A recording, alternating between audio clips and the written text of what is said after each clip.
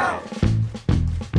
Joe on Joe is the only podcast where Joe talks about Joe. And now, your host, Joe Slepsky. Hey, guess who's back? Hey, everyone. It is me, Joe Slepsky, and it's been a little while since I've spoken to you in this form. Yeah, we're coming back. This is the Joe on Joe Quarantine Edition. You guys have been awesome in the community and kept in touch throughout this last year or so as we unleashed Cold Slither on the world. And in the fall, we did My Special Missions. And I am cooking up a new parody one. Actually, the quarantine does slow things down a little bit because I kind of wanted to get a lot of people in a room and record this new fun project. But on the flip side, the quarantine should give me enough time to quarantine, shelter in place. You know what I'm saying. It should give me enough time to like lock down the script and everything. So hopefully when we emerge from all this, we'll be guns blazing. And maybe we just plan it for Cobra Convergence this summer. Anyway, I hope everyone within earshot is doing well and taking care of yourself and being smart and social distancing and doing all those things. And most of all, just healthy, you know. It can be a scary time, both mentally and physically. So if you guys need help or don't be afraid to reach out. Don't be afraid to reach out to your friend, your neighbor, me, whoever. If you're having trouble dealing with being cooped up or just, you know, obviously job stuff is going to affect a lot of people out there. You know, there's a lot of resources for you. You are not alone physically or mentally. And we are all going to get through this together. So in that spirit, a while ago when I started the Patreon at patreon.com/JoeOnJoePod, which I have some amazing patrons out there, and you guys are fantastic, and you've kept this show on the air and afloat for this last couple of years. One of the things we did is we put the first 30 episodes of regular straight Joe on Joe, which were recorded back in 2016, 4 years ago now. We put those behind the paywall. We put those for our very first, our earliest tier, our $1 tier for patrons. So in this quarantine time, this time of, love in the time of cholera, I think that, you know, it's time to give those back to you guys. So if you're out there and you're kind of a newer listener and you've never heard the first 30, which is, you know, Pyramids of Darkness, Revenge of Cobra, you know, like it's literally the first 30 episodes of the show, some of the best episodes. And that's what this is. This is a re-release of the four years ago podcast. So bear with me as you hear some of my early stumbles and foibles and trying to figure out what I wanted this show to be. But that could also be a fun trip down memory lane. And then also, if you haven't heard, Hasbro has re-released a lot of these early episodes for free on YouTube. So this would make a great pairing, like a wine and cheese pairing. And another change that we're doing over on the Patreon is that we're going to reduce all the exclusive content from Joe and Joe Illustrated. That's going to move to our $1 tier. So all of our patrons can access the Joe and Joe Illustrated stuff, which you guys have heard a sampling of over the years. That's all going to be available at just $1 a month. So super affordable and still keep the lights on here. And finally, I am going to start recording more because as long as we're all cooped up in the house, let's make podcasts, right? So be on the lookout for that. I am going to be looking for remote partners. I mean, they will all have to be remote. And I think I want to just jump right into G.I. Joe Extreme. So, you know, if you're hearing this and you guys want to be a co-host on it, we'll make it happen. We do it real easily. You've heard a lot of my episodes are remote guests, and we have a lot of fun with it. So reach out to me on Facebook, Twitter, and Instagram at JoeOnJoePod. Send me an email to joeandjoepod@gmail.com. And most of all, guys, stay safe and stay healthy and stay sane. And so now here we go with that first episode, The Cobra Strikes. You are listening to the Joe on Joe podcast, the only podcast where Joe talks about Joe. And now, your host, Joe Slepsky. Hello and welcome to the very first episode of Joe on Joe, the only podcast where I, Joe Slepsky, talks about G.I. Joe in depth, starting with episode 1 of G.I. Joe, A Real American Hero from 1983. That's right, kids. This is a podcast where I will go through every single episode of G.I. Joe 1 week at a time.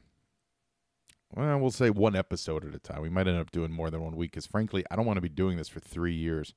I'm going to go through every episode of G.I. Joe, which is a cartoon that I, frankly, love, unironically.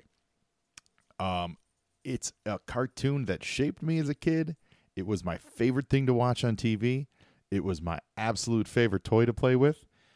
And my first comic book. I'm a huge comic book reader. I've always loved it, unironically. So, yeah, that's basically what we're going to do here. We are going to watch every episode of G.I. Joe together.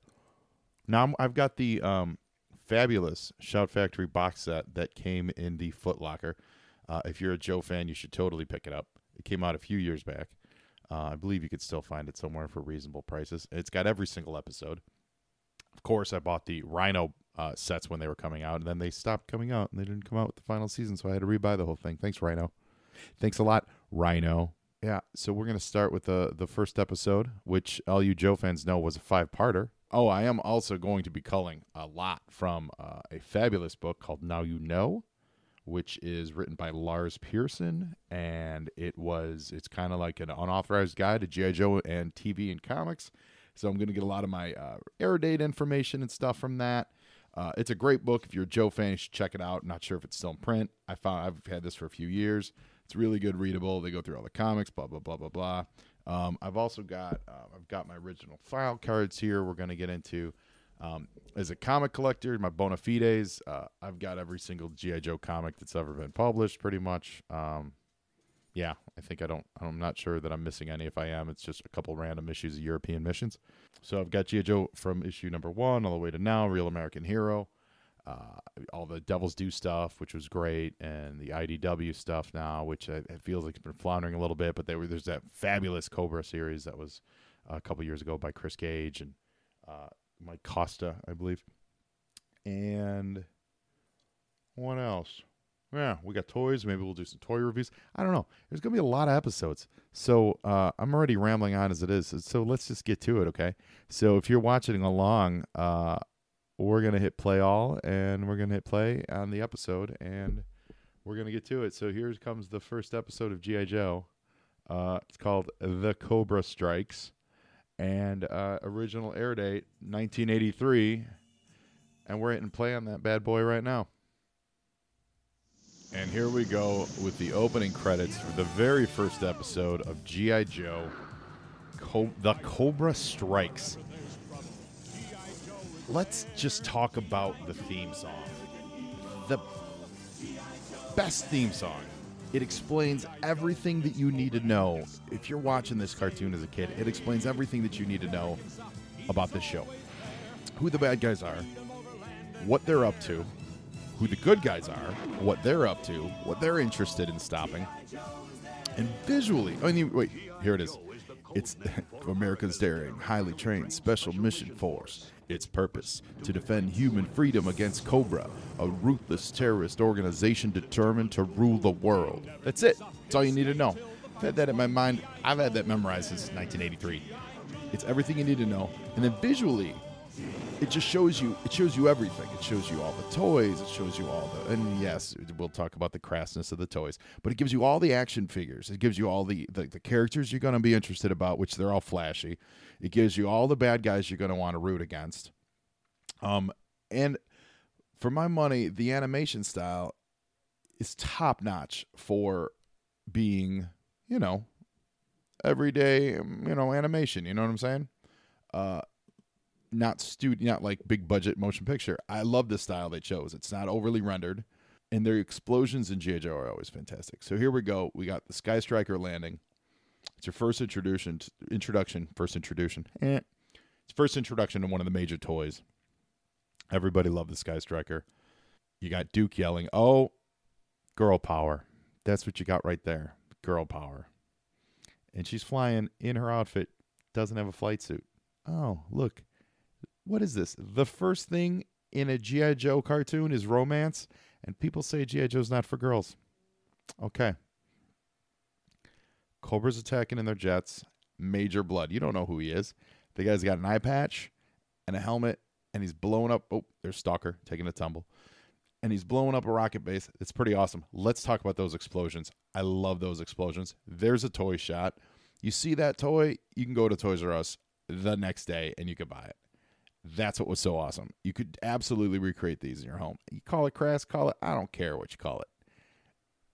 You brought the excitement of this into your own home. And I also love that they do backflips. Hey, why didn't you just yell, look Again, Didn't you read my green sheet? getting into the romance. And it's important to note that this is the moment, even as a young kid, that I kind of started thinking about alternate versions, like alternate realities, versions of characters that I love, because obviously Snake Eyes was with Scarlet in the comic book. And on the show, even at a young age, I realized, oh, I get why they're making Duke, because Duke's the hero. He needs to be the leading man. He has to have the lady. But it just made you want to root for Snake Eyes even more, because on the show, you knew he couldn't get the girl. And if you look close, Cobra is not flying the Rattler or any traditional Cobra jet. They're just flying kind of a generic. It looks like it's supposed to be like a Russian MiG kind of jet. Why is that? Because they didn't have one in the toy line yet. They only had the Cobra Fang helicopter, which was like the one-seater helicopter, which I'm pretty sure shows up here at some point. But listen, you're not going to attack an airbase in a one-seater helicopter with no canopy. It's not going to happen. Cut to the Cobra base. It's like a James Bond bad guy base. Where are the general contractors that are building this? Which leads to the theory that Cobra is kind of the descendant of ancient Egyptian, or not Egyptian, like an ancient Cobra La, as we saw in the movie years later, kind of a cult. Superstitious fools didn't even wait for their pay. Now, open the gates. Which I'm not a huge fan of. I don't want to think of Cobra as a cult. I want to think of Cobra as a, exactly what they're described as, a terrorist organization that was founded by a used car salesman gone wrong. Also, I love that there's Cobra Commander. So here's our first glimpse at Destro. Okay. I always thought Destro was wearing an orange shirt. I never thought that he was rocking an open-chested jewel look, ever. I don't know what was wrong with me. My eyes never saw open chest. Oh, look, it's the three wise men. They're bringing gold, frankincense, and myrrh. It's like a Christmas miracle for Cobra Commander here. Raise the mass device. There it is, the mass device. This has been used a couple times, and I want to say it's kind of what they did in the movie, wasn't it? I know the name has been used in the comics a couple times, kind of as an homage to it. It's a great matter anti-something transporter something device. It's probably in this book here. Matter teleporter named mass device. I don't really say what it means.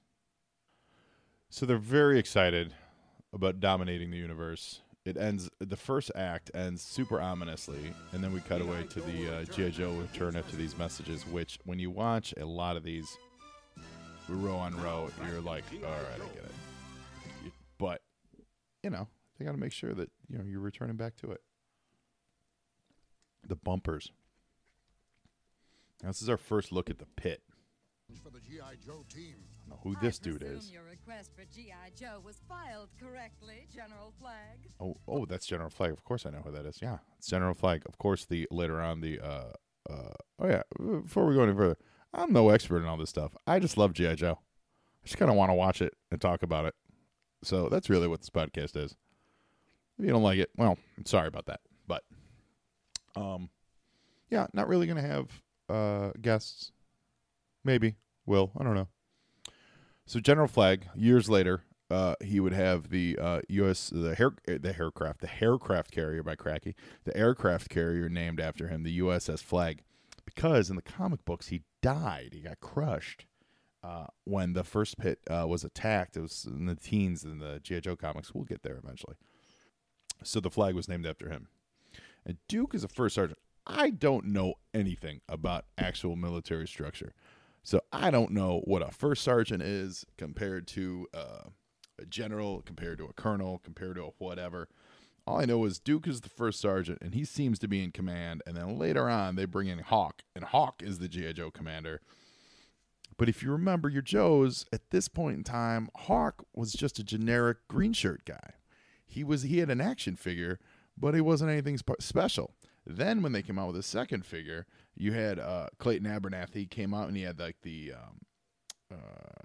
Indiana Jonesy jacket and we're missing some action here. We got Snake Eyes and Stalker busting into the base.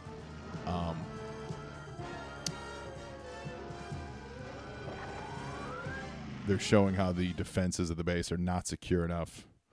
They're shooting live rounds, though. It's pretty dangerous. And Stalker just jumped like 30 feet in the air. That's amazing. And I love the racial diversity. I'm just going to say it. Love it. Love it. Scarlet. So you got a woman, a black dude, and a ninja.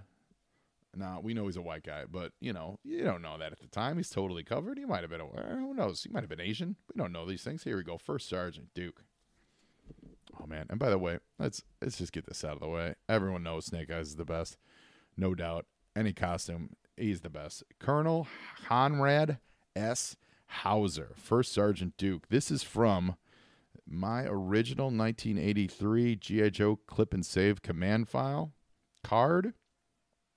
It is uncut and square bound and perfect.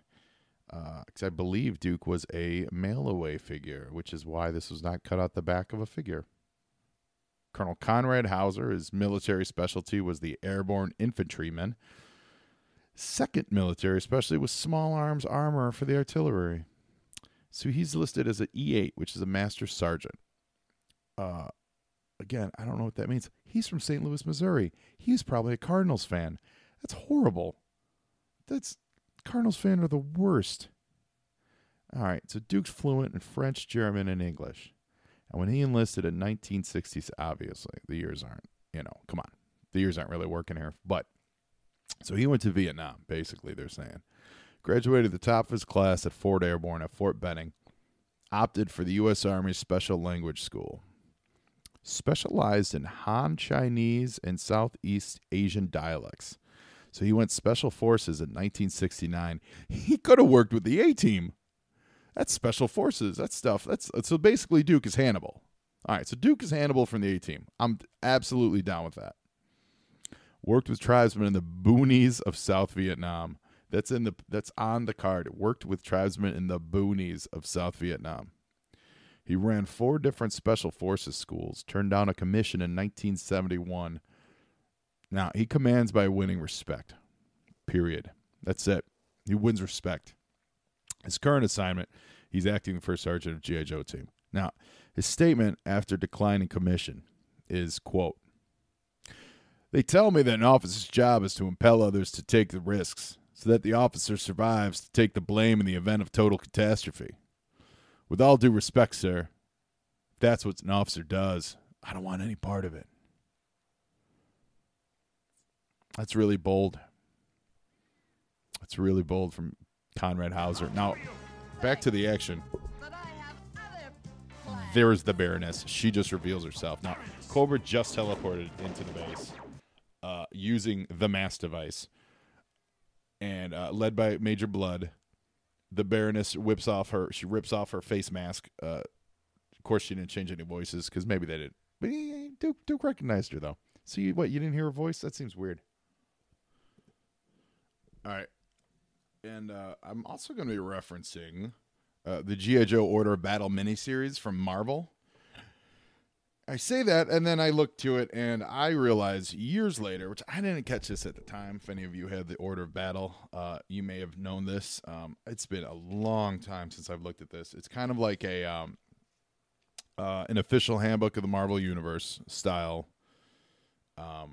recap of all the G.I. Joe characters. So it shows a picture of them, gives their first name, blah, blah, blah, blah, blah. And in my head, it was always, I haven't read this. I haven't read this since I was probably 14.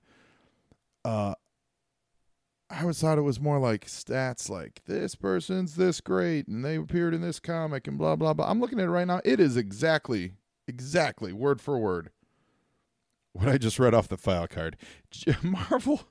Marvel literally just copied the file cards that the toys had made, which my understanding was Larry Hama wrote most of the file cards himself, which is really awesome. And we've gotten way too far in this without mentioning Larry Hama. None of this stuff is as awesome without the great Larry Hama. If you're not familiar with his work, he's a really talented writer. He's still doing stuff today. But he is the one who defined the G.I. Joe universe. He's still writing G.I. Joe today, but after he took off for a few years, and the series itself went some different directions. But IDW brought him back, and now he's working on G.I. Joe, Real American Hero. But he built the whole mythology, and my understanding, and maybe we'll have him on the podcast one day, my understanding is that he wrote all these file cards, or at least most of them, including he did named a lot of these guys and everything.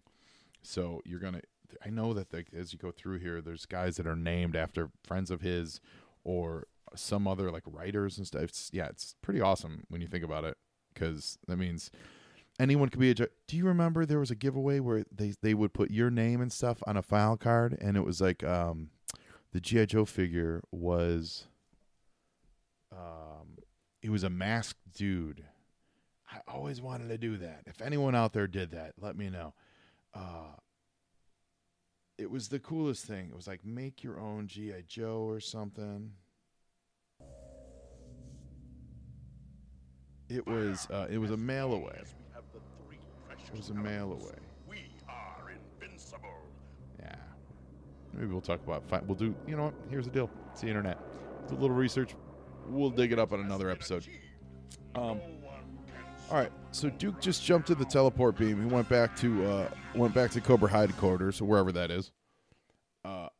This really plays out like a Bond movie, which is so fantastic. Maybe it's because I've been watching a lot of James Bond lately, but he teleported. So now Cobra's we're gonna use mass device all over the world. You got Clutch, you got Breaker, Stalker, trying to track down Duke. It's so funny. Order of Battle is just their file cards. Oh God, that's great. It's fantastic. Laszlo Vandermeer. So as long as we're on Clutch, that's Clutch's first appearance with dialogue. And of course, he's not listed in the file card. Great.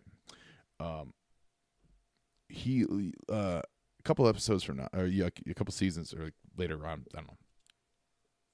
It's gonna be a while till we get there. He is one of the best episodes. It's a two-parter. The one where they go into the alternate dimension, and he gets bit by the bug and he's sick, and G.I. Joe's destroyed, and Cobra Strikes. Just the best episode. So, but yeah, it's a long ways away. So right now, Cobra Commander's giving his ultimatum, a la Bond villain: take over the world. They have 24 hours. And Duke is shackled and locked up with a bunch of slaves, not unlike Planet of the Apes right now, quite frankly. I see they let him keep all of his uniform on. Let's get into that a little bit. I think that's one of the strong points of G.I. Joe. I think that's why it had such an appeal to a lot of people, is that every single character looked different. Everyone. They all had their specialties, but all the designs were absolutely unique and different. Oh, there's Baroness. Now look at Baroness's outfit. That's her first design that was in the comics. It's not the awesome black design. That came later. And I'm really glad it did, because the awesome black design with the Cobra on the chest and everything, and form fit and hugger stuff, much better than the blue and white. Although the blue and white thing kind of looks like Nightwing. Little George Perez early disco Nightwing with the yellow checks. It's kind of awesome. Disco awesome, not really design awesome. Look at this animation with the foreground with all the so you've got the land kind of moving up. It's almost first person shooter style, video game style, which of course didn't exist back then. It looks just great. You just saw the cockpit open in a way that if it were a real helicopter, would have absolutely hit the rotors and sheared right off. There's no way they would make a cockpit like that. But hey, it's G.I. Joe. It's amazing. We got a laser fight. We got a laser fight between Joe and Cobra at this guy's farm. They're going to get this Dr. Vandermeer guy. Turned out, of course, it was Mr. Blood. Mr. Blood. It was Major Blood. Love the laser fighting. Snake Eyes outfit, rocking the pimp purple. Wild Bill flying in the Dragonfly. Pretty awesome. Cutaway shots of people just running nowhere. Not unlike a Planet of the Apes film. Again, the fire effects are always great. And one of the fun things about all these cartoons is you can always tell the background apart from the actual animation, so you know what part of the screen is going to move and or be destroyed and or fall on your hero and or etc., because it looks wildly different from the rest of the picture. Like right in this, there's a shot there with Major Blood moving. The fence looks totally different from the earlier shot where the fence had to get destroyed. It's great. I love it. I love it. I love it. Ceasefire! They've had it! Dr. Vandermeer, I just had a shot of Scarlet. She was kind of rocking her crotch. I don't know about that. It was weird. They stole the secrets of mass. You were working on the mass Got the doctor. Breaker shocked about this guy's working on the mass device, even though I'm fairly positive they knew he was. It's the whole reason they went to the farm. Little expository for my taste there, Breaker. Hopefully to Dragonflies. And I say this, if everyone can pilot a Dragonfly, then what good is Wild Bill? It means he's the best, but you know what I'm saying. You get where I'm going with this. I must find a way to help you. Differs from Planet of the Apes because the girl talks, but she must find a way to help Duke. So you got this native girl. They all got their headbands on, which are, mind control stuff.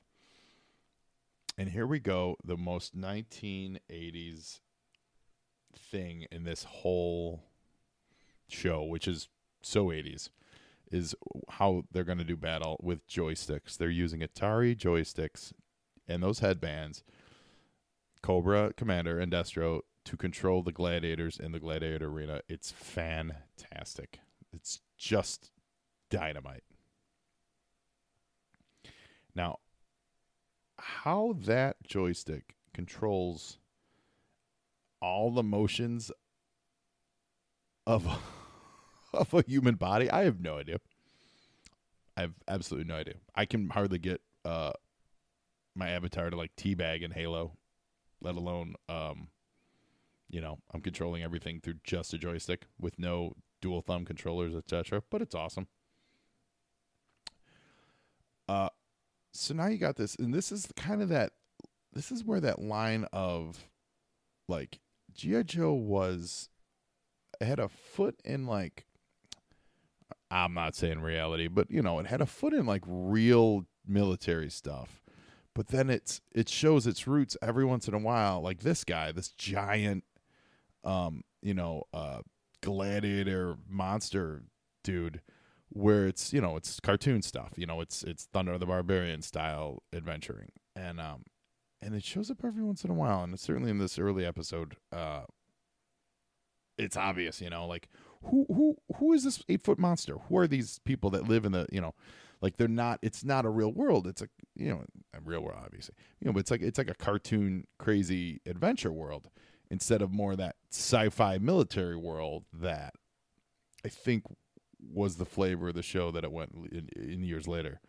So now we got this guy doing the voiceover. I'll figure out what his name is one day, and he's telling us what's going to happen next. So you imagine you're a kid, and you're sitting at home, and you get this. I mean, this blows your mind, man.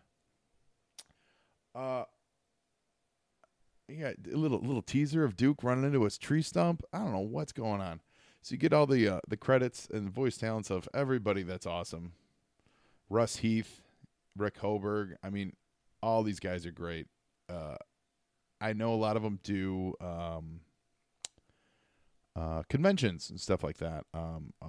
I know Bill Ratner, who's a friend and a great guy. He comes in, he does the voice of Flint in later seasons. But they just, what an amazing show to be a part of, and a Marvel Productions. Yeah, so that was it. That was the first episode of Cobra Strikes and the first episode of Joe on Joe. you know, thanks for sticking around. Thanks for listening. Maybe we'll get into some more details on the next episode about some stuff, but it's going to be pretty quick in and out. So if you want to subscribe, please do. Find us on iTunes. Find us on Facebook, Joe and Joe Podcast. Find us on Twitter, Joe and Joe Podcast. Find us on... And again, I'm Joe Slepsky. Thank you for listening. And yo, Joe.